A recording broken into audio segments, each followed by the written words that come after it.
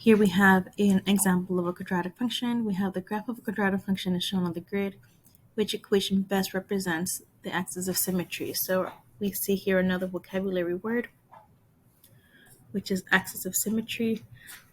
When you think about a symmetry, you're thinking about, let's say, a heart, right? Maybe we were to divide this heart right down the middle, like both sides should technically be exactly the same. Same thing with the butterfly, with anything like that, right? So when we're talking about a symmetry, we're actually thinking in the same terms of like, let's go ahead and split this graph right down the middle. And the middle is usually found right here, right? This is the middle. You bring it down. Right now it's technically like if you were to fold that in half, it's going to be the same on both sides. We see that this symmetry line passes through the x-axis, so my equation has to be an x equals, and it passes through the 2.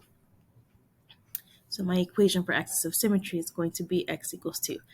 And that's always going to be the case for these types of questions. It's always an x equals when we're talking about an axis of symmetry.